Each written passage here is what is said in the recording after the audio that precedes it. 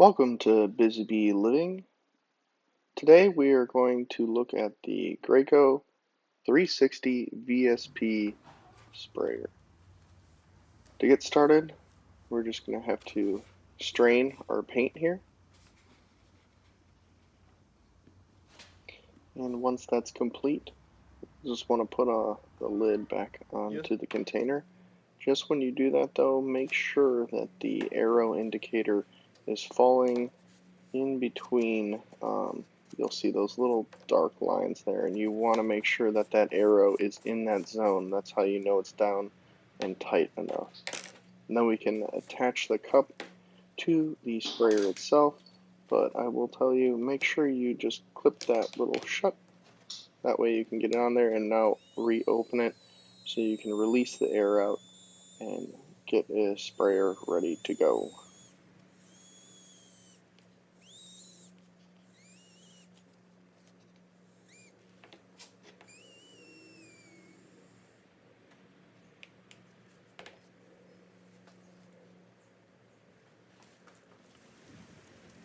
Now the sprayer is ready with the paint, so we're going to want to go ahead and put the switch to the prime position and prime the unit. Then once that's done, we can switch it over to the spray, give it a little test out, and we are ready to go.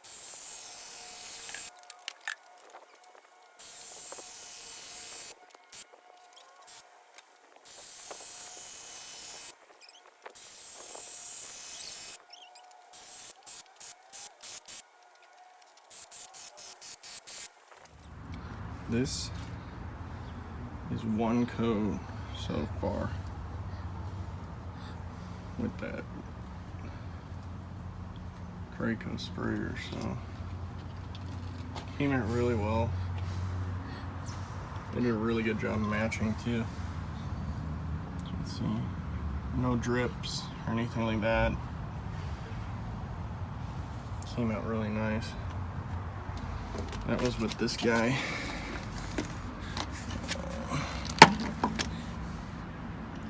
TrueCoat 360. This is the VSP one. That just means variable speeds. I had it set to a 5 with the 12-inch fan. There's also a DSV, which is a little bit cheaper. The DSV though just has a high and a low, so a little bit less that you can control. But it does come with the two tips as well. The 4-inch fan and then the 12-inch fan. So you can flip this to spray like how I was doing it, coming across that way, or you can have your spray go horizontally or vertically. Hit the switch like that. And I got a corded version just because I like corded tools. Batteries always die on me, so as you can see, it turned out well. Okay, now to end this video, I have had this sprayer now for a couple years, a little over 2 years now. It has not given me any problems or anything like that. I've been quite happy with it. I know some people in the past, I've been reading comments and reviews on it that the pumps were going out. I have been lucky, I've had no issues with mine. It could be maybe with storage or something like that, or just not keeping it clean, not straining the paint properly, different things like that that could come into effect, or you could just have a bad pump in general. I can only give to my personal take, and like I said, it hasn't failed me in over 2 years now, so I'm quite happy with the purchase. I always store it in the bag, as the shops can get a little dusty here and there, and it just keeps the unit a little bit cleaner and better protected. There's a little bit of padding here so you don't damage it. So I would recommend definitely using the storage bag when you're going to put it away. Keep in mind, this is the VSP version. There is a DSP that only has a high-low setting rather than the 1 through 10 on the back. It's a little bit cheaper.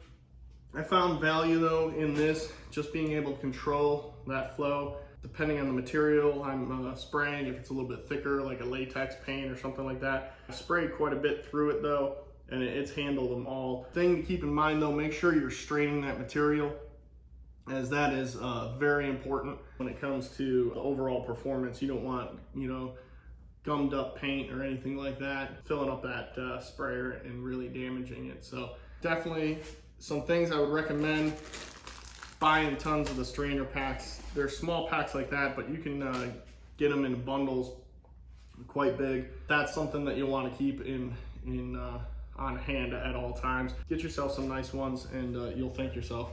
Also, the FlexLiners.